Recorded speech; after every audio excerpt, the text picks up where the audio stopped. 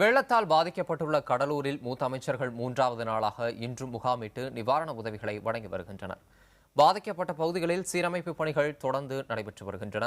இப்பணிகள் பற்றி ஊரக வளர்ச்சித்துறை செயலர் ககன்தீப் சிங் பேடி புதிய தலைமுறையிடம் பகிர்ந்து கொண்டவற்றை இப்போது பார்க்கலாம். வரலாற்றில் இல்லாத அளவுக்கு கடலூர் மாவட்டம் மிகப்பெரிய பாதிப்பை குறிப்பாக வெள்ள நீர் சூழ்ந்து ஆயிரக்கணக்கான வீடுகள் இருந்துள்ளது. மாவட்டம் முழுவதும் லட்சக்கணக்கான பாதிக்கப்பட்டவர்கள். இந்த பாதிப்பிலிருந்து மீட்க மாவட்ட நிர்வாகமும் அரசும் துரிதமான நடவடிக்கை எடுக்குது. அந்த துரிதமான நடவடிக்கை என்ன, போர்க்கால நடவடிக்கை என்ன, நம்மோட பேசுவதற்காக சிறப்பு அதிகாரி ககன்தீப் சிங் பேடி நம்மோட இருக்கா. அவட கேட்போம். சார், மாவட்டத்தில் வரலாறு காணாத மழை பெய்யுது. இதனால் வெள்ளம் ஏற்பட்டு பல லட்சம் பேர் பாதிக்கப்பட்டிருக்காங்க. மின்சாரம் துண்டிக்கப்பட்டது, சாலைகள் துண்டிக்கப்பட்டது. இதெல்லாம் சரி செய்யும் சீரமைக்கும் என்ன மாதிரி நடவடிக்கை எடுத்துறீங்க? எவ்வளவு பேர் இங்கே முகாமிட்டிருக்கீங்க சார்? கடலூர் மாவட்டத்தில் உண்மையாக மழையினால் நிறைய பெரிய பாதிப்பு இருந்தது. அதனால் மாண்புமிகு முதலமைச்சர் அவர்கள் இங்கே முதல்ல நிறைய அதிகாரிகள் IAS அதிகாரிகள் அனுப்பினார்கள். இப்போ 5 சீனியர் மினிஸ்டர்ஸ் கூட இங்கே கேம்ப் பண்ணிட்டு இருக்காங்க. ஸோ மின்சார் ஏற்கனவே நான் சொல்லியிருக்கேன், அர்பன் ஏரியாஸ்ல முழுமையாக ரெஸ்டோர் பண்ணப்பட்டுள்ளது. ರೂರಲ್ ಏರಿಯಾಸ್ಲೇ 683 ಪಂಚಾಯತ್ಲಿಂದ கிட்டத்தட்ட 643 பஞ்சாயத்ஸ்ல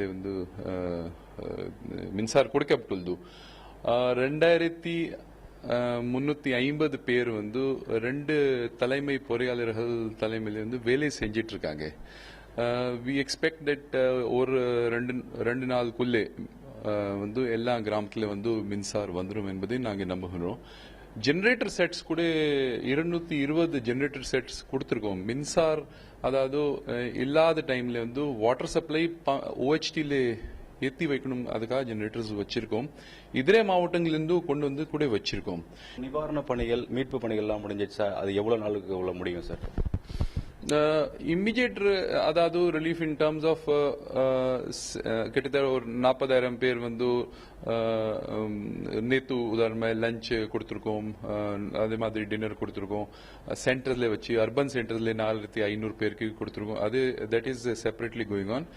ஆனால் இதே ரிலீஃப் மெஷர்ஸ் உதாரணமாக அக்ரிகல்ச்சர் ரிலீஃப் தண்ணி வணிஞ்சு பிறகுதான் கணக்கெடுக்க முடியும். So that it will take about a week to 10 days to complete the entire enumeration. Check இப்ப கணக்கு எடுத்துட்டு இருங்க, அப்புறம் செக் பண்ணுவாங்க, சூப்பர் செக் பண்ணுவாங்க. ஹட்ஸ் டேமேஜ் நேத்து சீனியர் மினிஸ்டர்ஸ் மூலமாக கூட அங்கங்கே போயிட்டு ரிலீஃப் கூட நிறைய கொடுக்கப்பட்டுள்ளது. அதிகாரிகள் கூட கொடுத்துட்டு இருக்காங்க. அது படிப்படியா அந்தந்த ஏரியால மிக பாதிக்கப்பட்ட பகுதியில், ஃபார் எக்ஸாம்பிள் நேத்து ரெவென்யூ மினிஸ்டர் அரசூர்ல கொடுத்திருந்தாங்க. பெரிய காட்டுப்பல்ல ஸ்டார்ட் பண்ணிருக்காங்க. ஸோ மாண்புமிகு PWD மினிஸ்டர் கூட கொடுத்திருக்காங்க ரிலீஃப். இன்னைக்கு கூட கல்குணம் ஏரியால கொடுப்பாங்க என்பதை ஸோ ரிலீஃப் ஹட் ரிலீஃப் படிப்படியாக கொடுத்துட்டு இருக்காங்க. மாவட்ட ஆட்சியர் எல்லா அதிகாரிகளுக்கும் சீக்கிரமாக இது ரிலீஃப் கொடுத்தா கூட உத்தரவு கொடுத்திருக்காரு.